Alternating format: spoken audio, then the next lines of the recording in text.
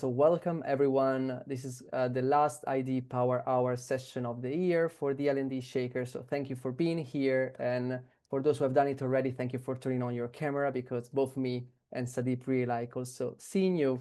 It's going to be an interactive session and we're going to close the year with another talk about what makes learning great. Today with us, there is Sudeep. You can see it already here, and he's a learning experience designer, a facilitator of virtual sessions, a Gallup certified coach, and he has 26 years of experience. And I mean, I don't think I need to continue the introduction because he's also going to say something about himself. So Sudeep, please take it over. And I wish everybody to have a very nice hour with us. And maybe at the end, I'm going to kind of share a couple of links about the future L&D Shakers event. But yeah, Sudeep, the floor is yours. Samuel, thank you so much. And hi, everyone. Good to see some people I know, and good to see some people I'm going to get to know in the next 60 minutes. So, waving to everybody I can see Victoria, Paula, Swati, Anna, hi. So good to see you. Samantha, I see another Paula. So I'm sure Paula is like, which Paula, right? Like Paula Andrea, if I got the name right.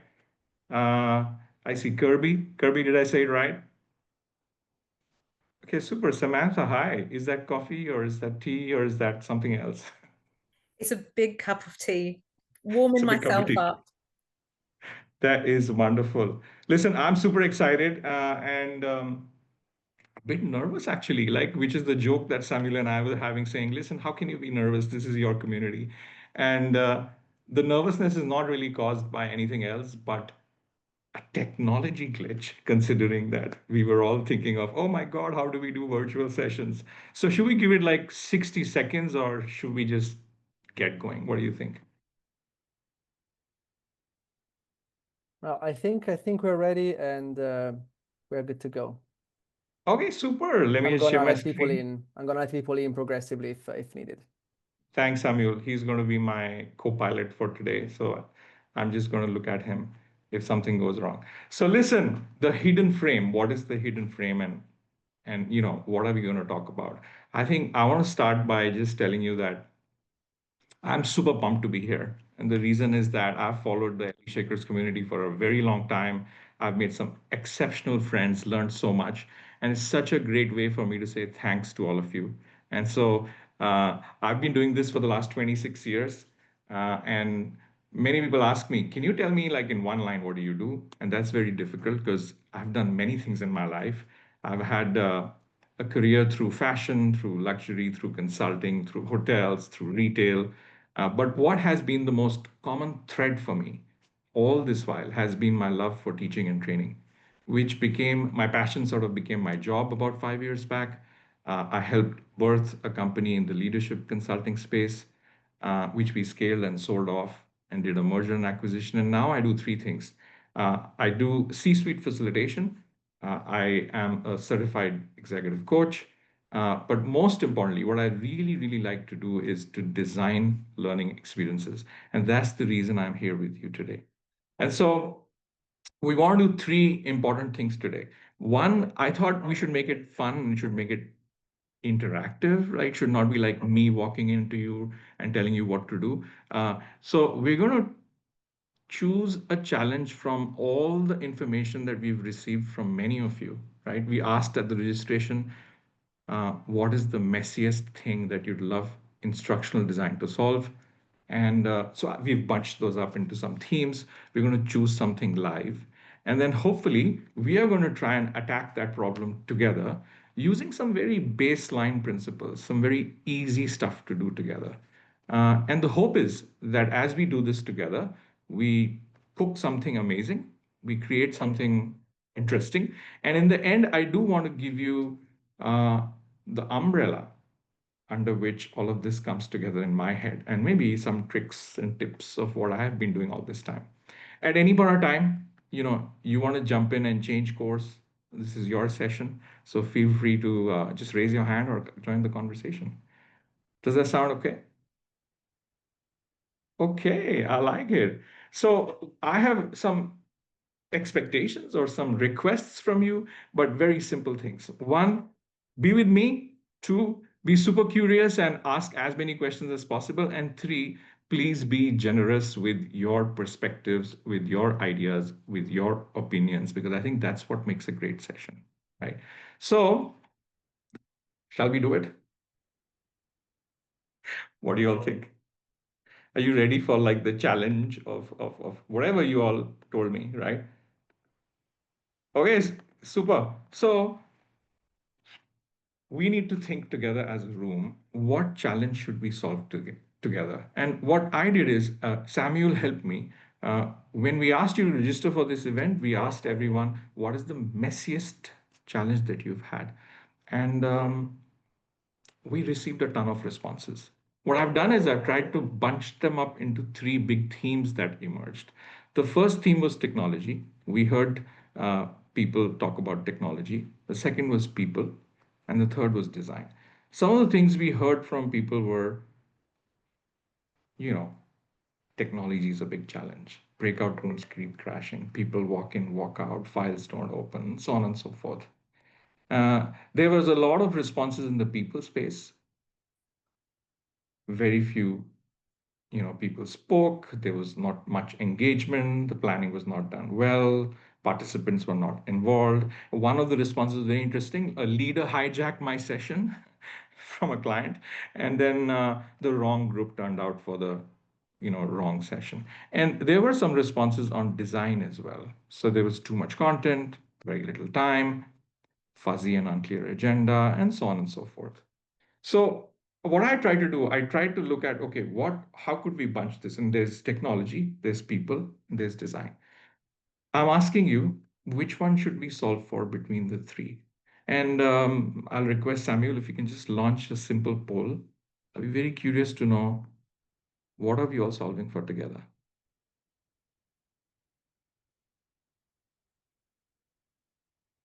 And if you feel that, listen, majority is not authority, you can certainly uh, make your point and say no. But I hope you see how everyone's responding. Thanks. I think 13 of you have already answered. And I suspect that the graph still is moving, but it seems, Samuel, that we have a clear winner, right? No, we don't. Yes. Oh my God, it's Oh. changed. Holy moly.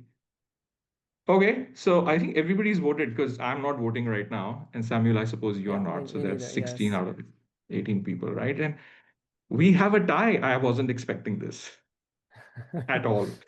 And so, do you want to end the poll and share the results? Yes, I will. Oh my There you God, this go. is crazy, Samuel. What do we do about this? This is like 44, like we are at a half and half with people and design. And so I am always of the opinion that you should play by the way the audience wants this. So let me stop sharing for a minute and ask you, should we do people? Should we do design? Should we do both?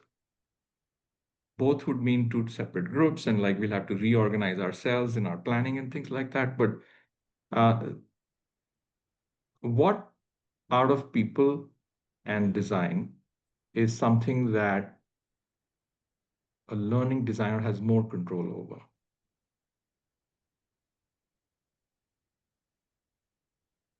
Sudeep, they're kind of very interrelated, right? Because the design impacts how people act. I was wondering, because we had some people that voted for the first option, technology, maybe we want to run the poll one more time and then we'll have a clear winner. What do you Okay, think? that's a good idea. So, in fact, the audience is primed now. And so, what Anna is saying is, let's prime the primed audience. And so, let's do it again, Samuel. Can you reset the poll? That's not a bad idea. You should see it now again. Yeah, and I think a good way to think about the answer is that, listen, I'm going to look at all of you and we're going to together try and solve this. And of course, we're going to bring in some instructional design principles and maybe three golden rules that I use. But if imagine all of us came together and we had to create one session today, all of us together, right? What would we be solving for?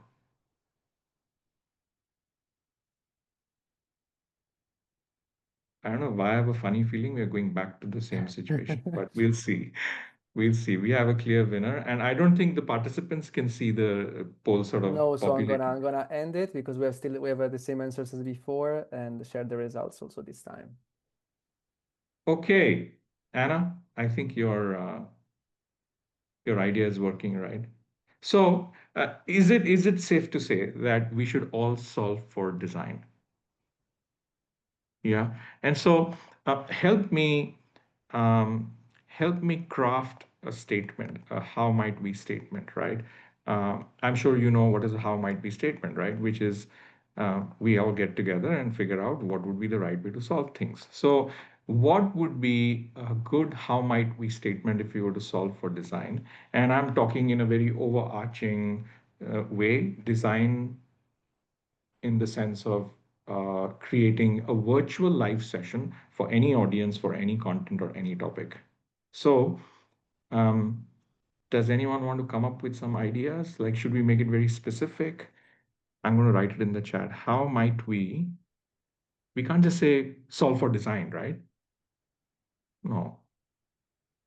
What do you feel we should do?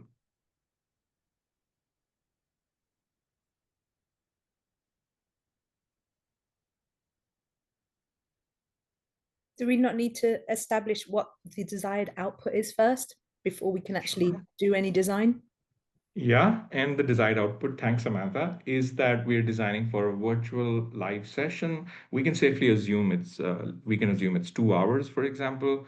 And I think the idea is to start from scratch.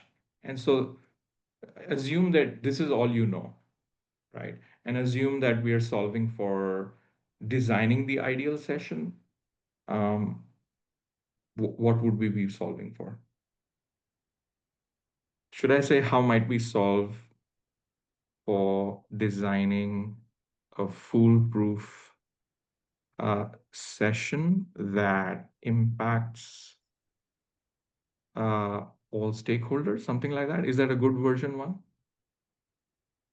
Putting it in the chat. Does Sudeep, someone want to make a good?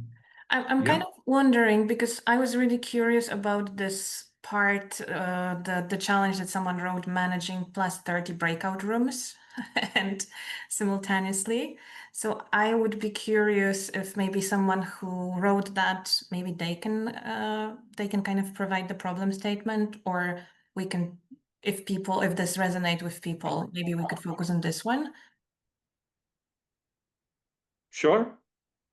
I know this is a little bit vague, but it's a fairly deliberate on my part to say what would be something that we could solve for. Go ahead, Pooja.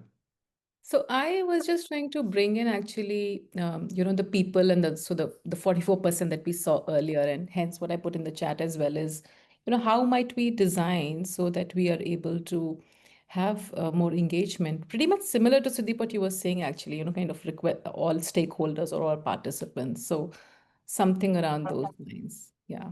So should I just do a better, like a second, like a version two? How Mm-hmm. might we solve for designing for high engagement?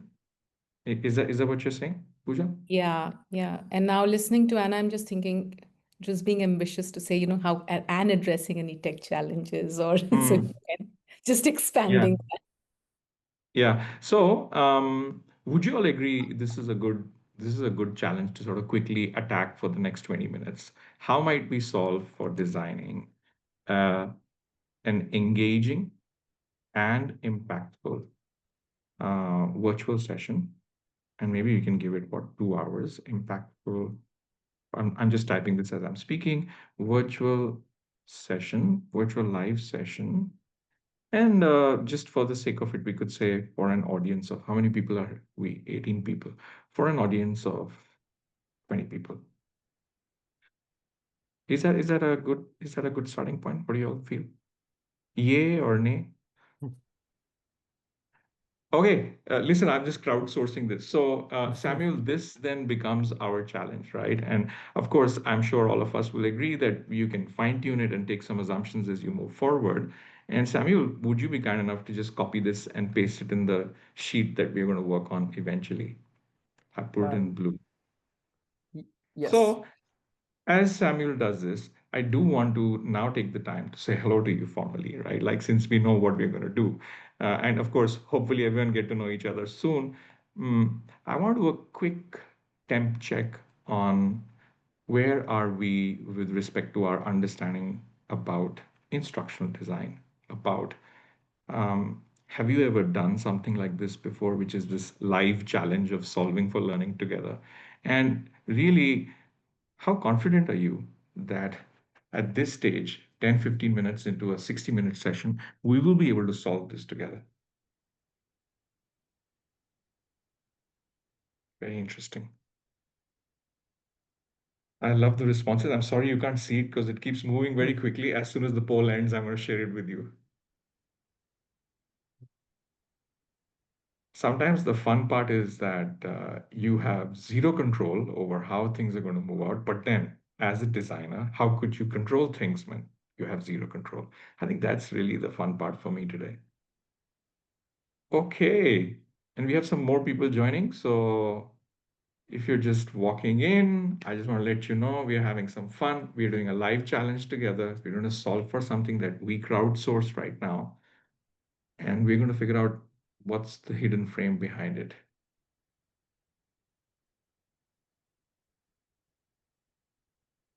I'm sharing the Samuel, safe to results say now. we should end the poll, right? Yes, you should see the results. Very interesting. And what I can do is I can stop sharing for a minute so you guys can see more of each other. What do you feel? Many people haven't done something like this before here, which means this is fairly new. And so, sorry, I'm putting you all on the spot and I'm saying, okay, let's do this together. Uh, but we have some company. Many people are also saying we've done this kind of live jamming together. Um, Most people are saying somewhat. So, if I could ask you one line uh, for everyone who responded, I know somewhat on instructional design principles, and everyone who responded very much. Do you want to just tell me one line? What is good instructional design for you? Like one line in the chat. To me, ID is fill in the blank. And Samuel, we have like medium confidence. Like we have an audience today which is like 50-50, I would say. Yeah, 9 out of 16 people believe that 60 minutes too short. I see things are popping up in the chat.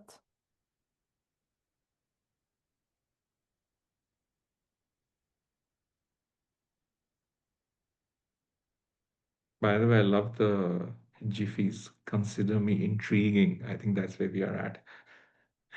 Okay. Design. How might we create design content?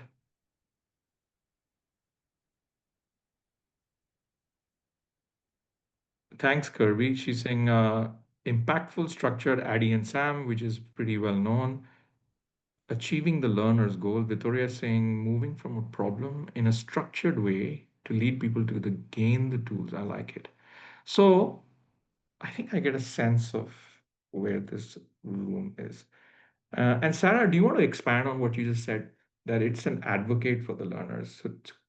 So could you expand on what you mean by that? Sure. I just think, like, in my experience, um, a lot of the actual instructional design work that I do isn't this beautifully designed, built out material. I work in startups and it's very scrappy and things need to be done and it's very quick. And a lot of the times what I do is advocate for learners' needs rather than actually spend months creating the most beautiful output or the most perfectly designed material. And so saying that, like, even with all of the constraints, these few things have to be met. And I find myself doing that a lot. So maybe I'm a little unique in that, but feels a bit different than just focusing on the like actual design elements. Yeah, and I'm so glad I asked you randomly because I think I would attest to the same feeling, which means I'm more interested in if you've seen the movie Inception, like I'm very interested in, okay, how can you seed a thought into the audience that you can water through during the session, such that by the time the session concludes, it has become a beautiful plant that everybody feels that they have ownership on. And then suddenly you've created something very powerful. And so I like the way you said it, Sarah, that you're looking for those white spaces where how the design aspect can make the content come alive, right? I'm so glad she said, love that image. Anyone else wants to add to this? Like when you think of instructional design, besides the rule book of what Addy says or what Sam says, right? Like to you, what does it really mean? And there's a reason I'm asking this, right? Because as we jump into solving this together, I want to make sure that everyone has a point of view on what they think it is. You can tell me in the chat, you can unmute and just talk to everybody. No, you think we are good with what we see in the chat? Okay, so let's get right down to solving this then. And so in my mind, I love this quote from Paula, where I'm just sharing my screen. She talks about it's so much better sometimes to solve a problem in 5 different ways than to solve 5 problems one way. So my aim and my intention is that now, as we work together, we are going to get into our breakout rooms. And Samuel, I hope you're helping me create those. Maybe we can do 5 per room, 5 people per room. Is that okay, by the way? Yes, Asking yes. everyone. I'm setting it up. Yeah, 4 to 5 people. And really, I have an extremely simple template when I'm requesting you to participate. That template is as you think about our how might we statement, which we will share in a minute on an activity sheet that we are all working on together, think of it in 3 eyes. In 3 eyes. What is the first eye? It's really the insight or what could you do if you were to prepare for solving this problem before the session. So I'm just thinking in a very simple way. What could you do before? What could you do during? And what could you do after the session, right?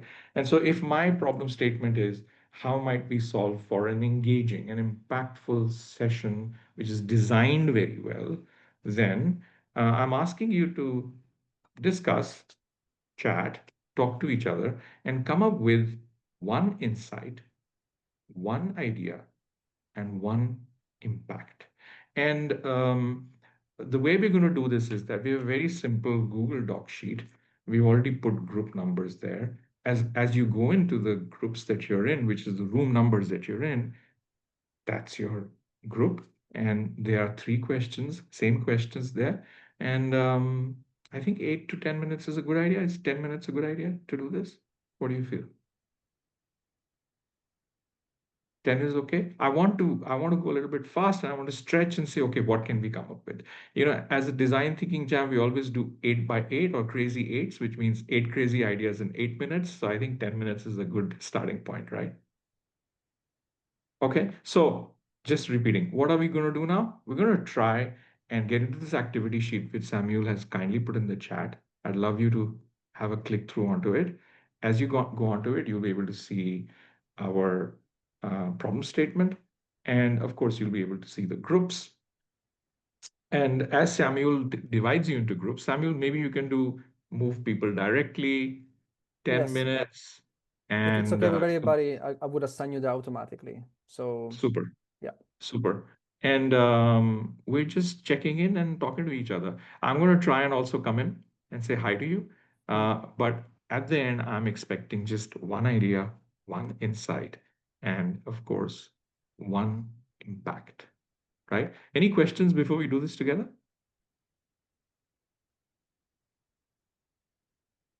Are we okay? Hmm. Sounds good. Then I'm Okay. opening the rooms. Thank you, Samuel. Welcome back. Wasn't this fun? I just want to say big thanks because this is quite a sprint, right? Like 8 minutes or 10 minutes, and you have to still get to know people. And then you're like, what? Where are you coming from? And before that, time's up. So thanks for doing this. I think it's a very deliberate thing on my part to force you all to think about it. And the reason I did this is because the provocation for me in my mind is how can a learning designer design a great session irrespective of audience, content, or learning outcome? Like that's the provocation in my mind. The thought process was, are there some universal design principles that I can use irrespective of who the audience is, what the learning outcome is, and like how do I think about it for that? So can I just share with you what I observed in all the rooms? And of course, I only had time to quickly pop into 432. I didn't get time to pop into one. So feel free at any point in time to interrupt my understanding of this, right? So I think let's start with four, because that was the first room I went to. And I observed that there was a very good conversation happening between Marcella, Sarah, and Victoria. And one of the things that they were doing was that they were trying to first lay the foundation of how they're going to think about this together. So they spent a fair bit of time putting down some assumptions because uh, they said, okay, how do we think about this? We need to have some starting point. And as they put down these assumptions, you know, difficult to give feedback, not everyone will be able to speak, and so on and so forth. Then they started thinking about the topics because they wanted to put down some topics. And then they started to think about what could be one insight, what could be one idea, what could be one impact. I think they were at the space where they just got time to do this. And so I'm asking them, do you want to add anything to what happened in your room? Again, no right or wrong here. But is my assessment correct of what you did? Yeah, maybe just to add, yeah, we found it a little bit confusing in the beginning to think very abstract, right? Because I think it would be much easier to think about very particular session with particular topic. What can go wrong? I think you can design sessions differently depending on whether you're talking about. But I think something that definitely is universal, like you want to be very well prepared for the session, right? So have the very clear expectations. What are we going to teach people? And then so people are very prepared and they already know like the goal, they know the agenda, and they know it's important, and they know how this is relevant for their work, right? So otherwise, because if people don't know why is this important, how is this relevant to my particular position, they will be like, okay, I'm going to work while I listen in, and I'm not going to take it serious. So these are like the things how we get prepared. And then we didn't manage to write everything down when it comes to what do you do during the session, but we were talking about making sure that we follow up. So let's say if in the session we promise something, we are going to send out PDF or we are going to give you these materials, then we write it down to make sure that we really follow up with it, right? Super. And if there are any questions, that they are answered, that we can follow up on, everything, maybe that we give feedback to as many people as possible, that we visit each group as well as you did today. Yeah, so these would be the thoughts. Got it. Got it. Listen, thank you so much, Marcella, for your honest feedback. I really like it. I think the point I want to highlight in this activity is not whether it is right or wrong, but I just want to highlight to everyone, look, how do all of us approach learning design? And so this is one approach. Again, no right or wrong here. I think group three made some insights already. So they said, okay, there are 20 individuals, there are different learning styles. So this was their pre-work, right? This is what they thought of before the session. What could be the challenge that we have to solve for as a designer? And I think they put down some interesting stuff. One could say that this is the case for me right now. I don't know anyone, like I know one or two of you personally, but I don't know anybody of you, right? Like I don't know what are your starting points, but I have to solve for it in 60 minutes. And this is exactly what they said. The facilitator might assume their motivation for the topic. I really like this part. So thanks to this group for surfacing this, right? Then they said during the session, make sure that you have a handle and a confirmation from the audience on what is it exactly that would be of value. Take a breather, take a break. See if you can get some pre-work happening so that you have a better handle on what is the expectation of the audience. So I quite like this as well. And the third part was, how do you still use the opportunity of after the session to build trust. I think this is to Marcella's point of, can you send them some follow-up? Can you make a connection? Can you say, hey guys, I love talking to you. This is what I found out. And avoid assumptions. So thanks to group 3. By the way, I'm just rushing through this because I have the reveal that I want to show you, because I think some interesting stuff happened today. And so if you have anything to add, please use the chat, right? If I didn't get the group's understanding correctly. Group 2, they expect to multitask. So make sure that you set expectations. I like this. I like this. So set expectations. I'm just putting it in bold. And during the session, make it relevant to them. I love this. This is fantastic. Ask. Hopefully you're able to see I'm asking you as well. And control the size. Look at active participation. Ask participants directly. So cold calling, right? I love this. And then, okay, so hopefully this is how they thought of what could have happened better after the session. Did I get it right? Probably I got it right. Okay, group 1. Group 1 thought of, I think group 1 is still thinking about it. If someone from group 1 can add to this, right? You had like very specific outputs. How did you think about it? Should we tell you who was group 1? Yeah, so Tasha's left. Yeah, I just saw she sent Yeah. a message. So it's Christina and Sarah, right? So Yeah. Hello. So we hey. talked a lot around so the first insight was we talked a lot about setting expectations, which has been mentioned before. We were finding that quite often participants were sort of passively taking part in sessions, whereas if you right from the start, before they even attend the live session, you set those expectations and then you reiterate that when they come in, to make sure that there's some certain expectations that we have of them and responsibility to their peers as well to engage. And holding the silence. I think we spoke a lot about that, about how we can encourage engagement through actually just holding that silence. So if you ask a question, don't Jump then with the carry answer. on talking, Yeah. because that can be really disruptive to people actually thinking about the question you've just raised. Yeah. And we didn't really get to impact. We talked a lot. Yeah, sorry about that. We got pulled Which back is a into good the thing. room mid-chat. So I'm going to take a special pause here. I just want to say thanks for just playing along and doing this experiment with me. Such short time, new bunch of people, crazy ideas. If I was to aggregate what I have learned about all of you right now, it would be group 4, right? Which is that sometimes learning designers are thinking about learning in a very structured way. And so they're always thinking about the constraints first, to which they will design learning. I want to flip this logic, and I want to tell you that I found something absolutely amazing, and it's a very published sort of situation, it's well-researched situation, but I flipped it for myself in the last 26 years, and it works all the time. And what is that, right? I think of it like a game of design. And I don't necessarily think of it as instructional design. I think of it as learning design. I think of it like a game of bowling, right?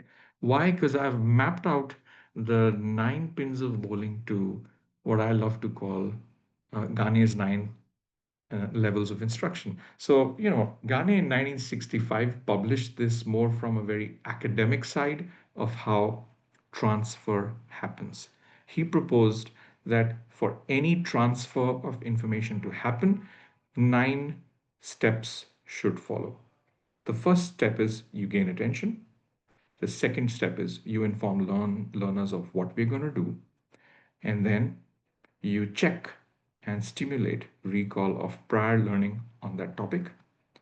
Then you present the content. And then you provide learning guidance, which means you give them some more information of how you're going to use the content.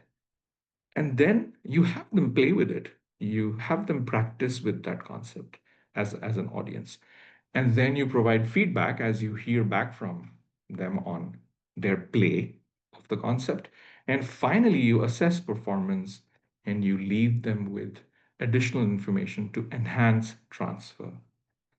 When I first got to know about Robert Gagne's 9 events of instruction, I thought, oh my God, this is amazing.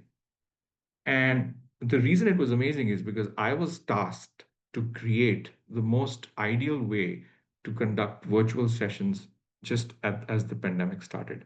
And I didn't have any reference point, and I wasn't really an accomplished instructional designer. And I thought, okay, what could I use quickly that could help me transpose this irrespective of audience, irrespective of content, irrespective of learning outcomes? And I've found that these principles work beautifully. And let me explain why Gagne thought of them as 3 steps, right? He thought of them as gain attention and inform was preparation. The next 5 were instruction. How do you transmit your idea? What is the instruction that you're giving? And finally, this is where transfer happens. And so I want to ask you something very quickly. In my mind, a good session is a session where all 9 pins must fall in the game of bowling. And tell me, how many of the 9 pins did I use right now with you all?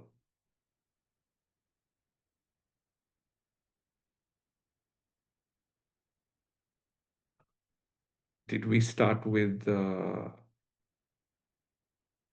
gaining attention? We didn't spend too much time on it, on the Jiffy emoji. And like people were like, where is Jiffy? How do I paste this? But I tried to do something completely out of whack, something that has not been done in ID session or ID power hours. So it was a little bit of like, can we try something radical? Then I did tell you that, listen, we are going to solve this together. And I made sure that hopefully I was able to tell you that, listen, hey, we want to do something together. And then can you tell me, how did I stimulate check of prior learning? What is good instructional design? Yeah, what does ID mean? I asked, where are you at in your journey? And I got a sense of that this is a mixed group. Some people know instructional design, some people don't. And so, I was able to quickly gauge the room, right? Then I presented the content, and here is the trick. I did not present 2, 3 slides to you in my deck. I only presented what I thought would be valuable to you as my audience, right? And then I made you do something because of course this is a session in a session. And so I said, okay, why don't you solve the problem? And the idea of having you hash something together in an uncomfortable 8 minutes was just my excuse to have you play with something. And I think I did not know what's going to come out, but what came out was really powerful for me. Out of the 4 rooms, the one room's response, which is, I'm not able to understand your question, was the provocation I need to let you know that actually you can solve for any content, for any learning outcome, for any audience, if you were to solve and follow these 9 pins, right? And so as we did a little bit of practice, of course, this is me giving you some feedback on what we did. And of course, as we end, I want to leave you with something very interesting, which is, how are we going to have all of you try this on your own in your next session? And for this, I want to ask you, wait, how many pins are there in a bowling game? Are there 9 pins? No, there are 10 pins, right? Yeah. So let me tell you the 10th pin, which is my pin, right? My 10th pin is really, how do you think about using this universal principles of transfer? What could be some things that you could think about as you design your next session? And I personally am really, really motivated by the research done in self-determination theory. I've seen uh, I've seen myself using these principles all the time. They work irrespective of the audience, the outcome, the content. And what does self-determination theory tell us? It just tells us that there are three really important things for good learning transfer to happen.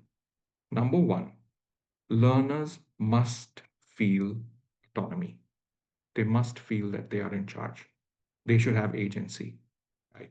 Number two, you should be able to have them play with their competence level. And so they need to have a check of where they are at, what is relevant to them, what's really topical to their usage, not your content. And number three, how can you make this so relatable that you can have them practice this quickly so they get a feel of it. So they need to be able to impact their understanding by doing something, not by just thinking about it. And so I will send you certainly all the research behind self-determination theory, but in my mind, that's really the hidden frame. And how I think about it is three layers of a cake. My first layer is, okay, certainly, what am I solving for? I'm solving for design. Am I solving for people interaction? Am I solving for technology? Then my second layer is really what is the flow of any of my sessions? And I always look at the 9 pins, right? And see how I can integrate my 9 pins in my session design. And third and the last pin in my mind is how do I frame this using self-determination theory? Autonomy, competence, and relatedness. I think you can be the judge of whether we were able to achieve this in just 45 minutes or not together. Did you feel autonomy? Did you feel a little bit challenged and uncomfortable? Did you feel safe? I hope so. And connect to each other because you had 8 minutes with each other. And in my mind, if I was to leave you with my 26 years synthesized into three things that I do, I think of it as these three layers. Like anytime I will design a session, what is the flow of the session? Can I follow the 9 pins? Number two, how do I make sure that it is very learner centric, it's very relatable, and it's practice oriented? And finally, my final trick or my final submission to you, or a trick, the submission is think about a metaphor or a wrapper in every session. Can you guess what was the wrapper for our session? The delivery vehicle, the bowling game, right? Yeah, that was the wrapper. I also want to tell you that many times I use the 9 pins as repeatable units. So if I think of my first part, which is before the session, or if I'm doing a small activity because there are 3 concepts I have to cover in the full day, then in that small activity, could I actually nest the 9 pins as well? So I think of repeatable rhythms. And finally, it has to be not about my content, but about the learner. How do they feel that they have created something out of the content that I offered as a seed because they made their plants and they'd love to carry the plant that they took care of? So I want to leave you with this. Gagne's 9 pins, please see if you can try it. Self-determination theory, which really makes them stand, and your experience or your trial and error of bringing these three things together. I want to end with this and, of course, open it up for questions. I know we are on time. We are like 4-5 minutes over, but I just want to say thanks for playing along with me in this experiment, right? Like doing something radical and crazy without having too much context and just believing in it and saying, okay, let's try this, right? Open for your questions or comments or feedback.